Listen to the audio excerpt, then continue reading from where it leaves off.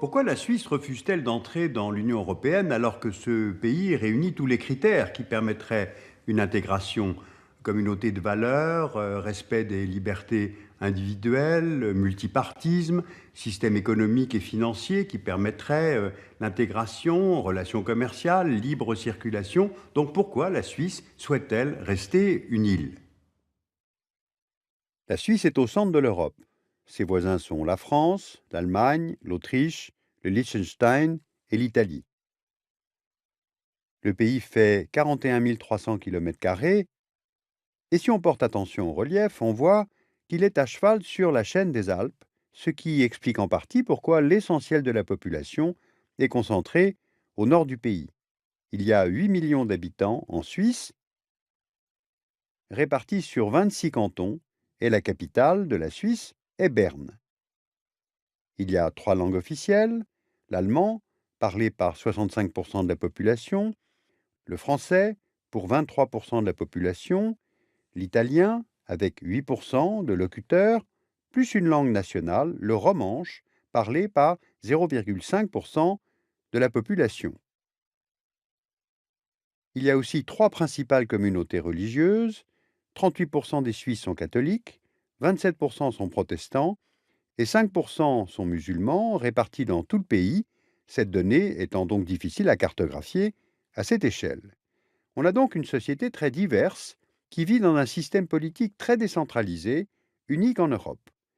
La Suisse est un État fédéral, avec 26 cantons, chacun ayant son propre gouvernement, son propre parlement, ses tribunaux et même sa propre constitution. Les cantons disposent d'une grande autonomie dans les domaines de l'éducation, la culture, la police, la fiscalité, les relations avec les églises. Donc un tel système est-il euro-compatible? Dans le cas d'une adhésion à l'Union européenne, les cantons devraient appliquer les réglementations européennes, donc perdraient de leur autonomie. Mais en contrepartie, ils seraient associés à la prise de décision au sein de l'Union, puisque celle-ci accorde une grande place justement aux régions. L'autre particularité du système politique suisse, c'est la démocratie directe. Dans ce pays, on peut soumettre au vote des citoyens une modification de la Constitution si la proposition recueille 100 000 signatures en 18 mois. C'est ce qu'on appelle l'initiative populaire. Et depuis la mise en place de cette démocratie directe en 1848, les Suisses ont été appelés à voter près de 600 fois. Donc là aussi, si le pays rejoignait l'Union européenne, certaines règles propres au droit communautaire ne pourraient plus faire l'objet de votation, mais le principe même de la votation ne serait pas remis en cause. Troisièmement, la Suisse, depuis longtemps, a fait le choix de la neutralité. D'abord pour des raisons externes. La Suisse est un petit pays entouré de grandes puissances qui ont souvent été en conflit, la France, l'Allemagne, l'Autriche, l'Italie. Et puis il y a aussi les facteurs internes. La neutralité protège la cohésion d'un pays multiculturel. On imagine les conflits qui auraient pu éclater entre catholiques et protestants, ou bien lors des 2 guerres mondiales, entre francophones, germanophones et italophones. Le principe de neutralité signifie qu'un pays ne prend pas part à un conflit. C'est pourquoi la Suisse ne peut pas devenir membre de l'OTAN, mais elle peut être membre de l'Union européenne, car l'adhésion ne lui impose pas pour autant de porter assistance à un État membre en cas de conflit. Mais la neutralité peut être armée. La Suisse a une armée de milices formée de citoyens suisses, environ 180 000 soldats. Et neutralité ne veut pas dire paralysie. Elle a justement permis à la Suisse d'être médiatrice dans de nombreux conflits. C'est à Genève, par exemple, que s'est tenue en janvier 2014 la première rencontre entre l'opposition et le régime syrien.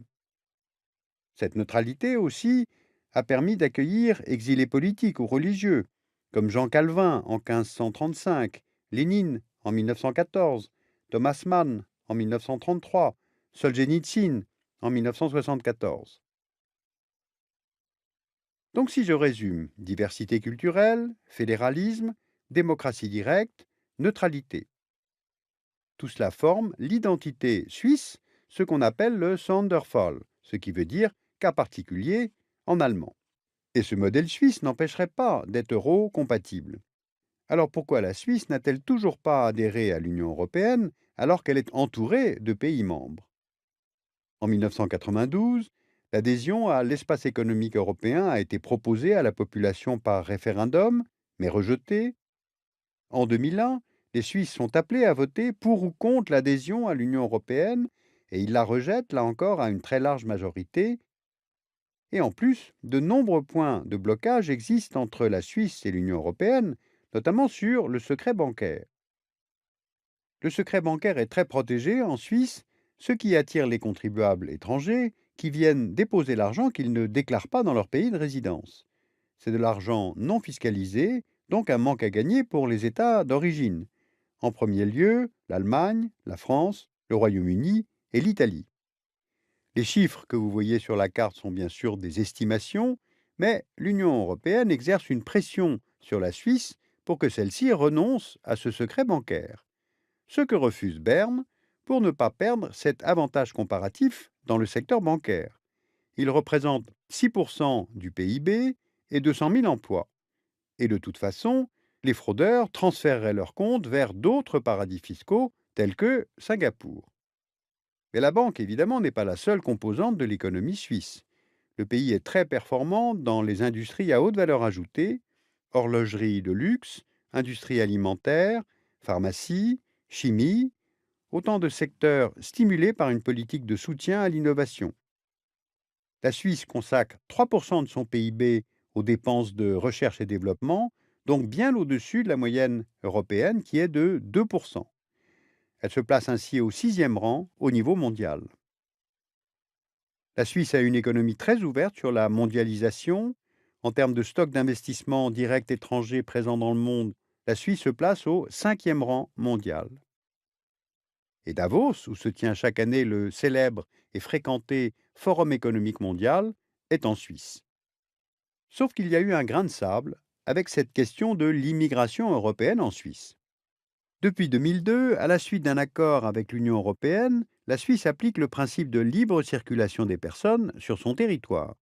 Les citoyens européens ont accès au marché du travail suisse et vice-versa. Et si on regarde l'évolution du nombre d'étrangers venant de l'Union entre 1996 et 2012, on voit bien que ce nombre augmente au début des années 2000 du fait de ce principe de libre circulation.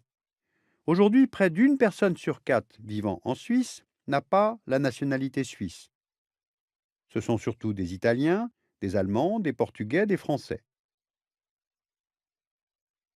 À cela s'ajoutent les 300 000 frontaliers, c'est-à-dire des personnes qui vivent dans les pays limitrophes, mais viennent tous les jours travailler en Suisse.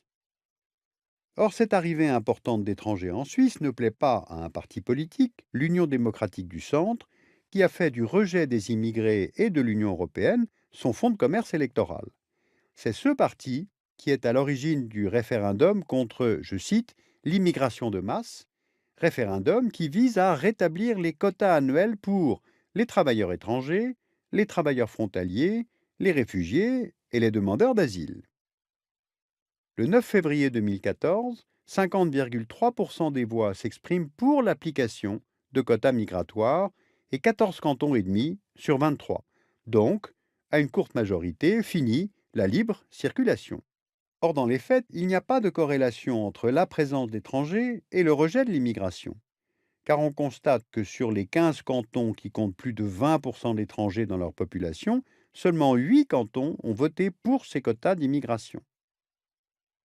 Si on regarde de plus près, on voit que les grandes villes telles que Zurich, Genève, Bâle, Lausanne ont voté contre les quotas d'immigration et les zones rurales ont voté pour.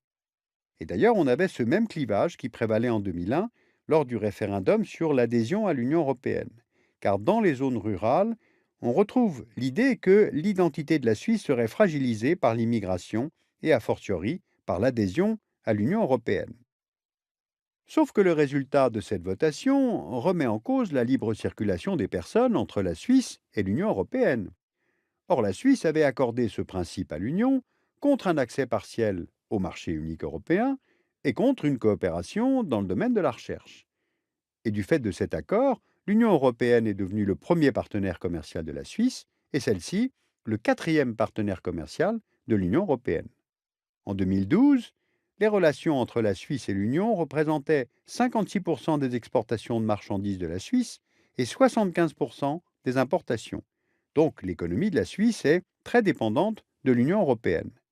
Dans le domaine de la recherche, c'est le Human Brain Project, basé à l'EPFL, c'est-à-dire l'École polytechnique fédérale de Lausanne, qui a remporté en 2013 l'appel d'offres lancé par l'Union européenne pour la modélisation du cerveau. Et cette école était donc censée recevoir la subvention européenne d'1 milliard d'euros sur 10 ans. Or, si la Suisse met fin au principe de libre circulation avec l'Union européenne, elle met fin aussi à l'accord sur le marché unique, la recherche et bien d'autres domaines encore.